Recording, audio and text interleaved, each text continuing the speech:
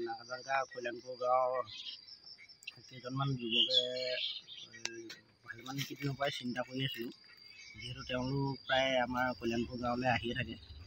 তো আমি কেইজনমান যুৱকে চিন্তা কৰিলোঁ গাঁৱত এনেকৈ খবৰ যে কঁঠাল অলপ ওলাব, সেইকাৰণে আমি গাঁৱৰ প্ৰায় কেইঘৰমানৰ পৰাই কঁঠাল অলপ পাৰিলোঁ আৰু কলগছ অলপো তেনেকৈ কটা হ'ল।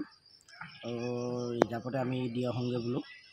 তেওঁলোকে খাদ্য সন্ধানত ভালেমান দূৰ আহিব লগা হয়, যিহেতু তেওঁলোকৰ পেটটোতো আমি ভৰাব নোৱাৰোঁৱেই, যিমানটো পাৰোঁ আৰু যিমানকণ পাৰোঁ দি আহোঁগৈ বোলো। সেইবাবে আজি লৈ আহিছিলোঁ তেওঁলোকক দিবলৈ। আৰু এটা মোৰ পিনৰ পৰা অনুৰোধ জনাইছোঁ, বাকী যিসকলৰ মানে অনিষ্ট হৈ আছে তেওঁলোকেও এই পদক্ষেপটো লওক, আমাক অলপ সহায় কৰক। আৰু অনাগত দিনত আমি যিমান পাৰোঁ তেওঁলোকক সহায় কৰিম বুলি আমি কথা দিছোঁ।